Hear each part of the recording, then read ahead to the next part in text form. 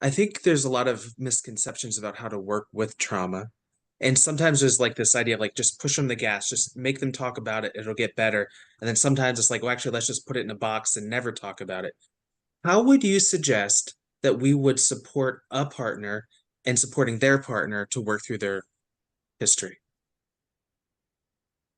By providing that safe, secure and trustworthy environment. And I think part two is, I was thinking of the Stan Tatkin kind of when you have the formula and then you do the reverse swap.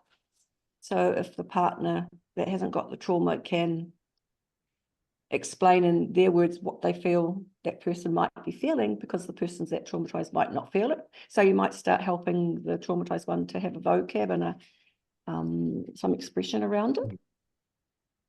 And often they can do that even by to the extent that they can talk about, or that even just have that feeling in their body. And as a therapist, you help their partner attune to them and then see, so what happens for you when you see your partner, in this much pain or in this fear. And then often you can get that very powerful, like the expression of sadness. So, the partner's, is in tears or just feeling really tender towards that. And so then that opportunity to connect with the gaze, hey, notice how this is impacting your partner. So, I might be walled off from it, my partner, bawling their eyes out.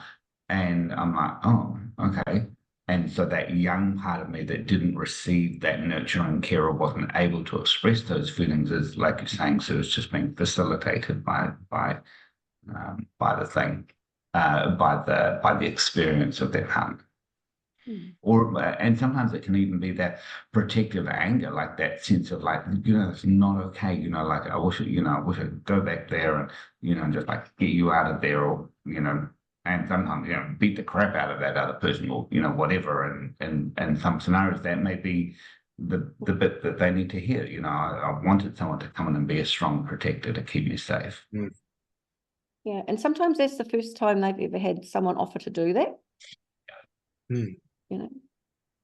Just to be clear, we're not condoning domestic violence here, but there is there's definitely a place for children to have that strong protector, for someone who will come in and will stand up against the abuser, and and be a safe place and a safe voice, and to lend their power positively for them.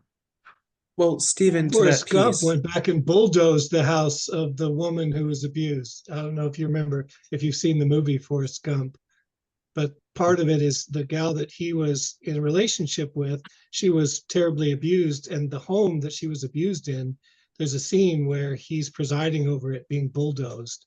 And I found that to be really refreshing, because this whole idea of becoming an ally for somebody who's suffering is so important, because it counters the projection. Wow, you're stirring up these same feelings as these people who abuse me, so you're the bad guy.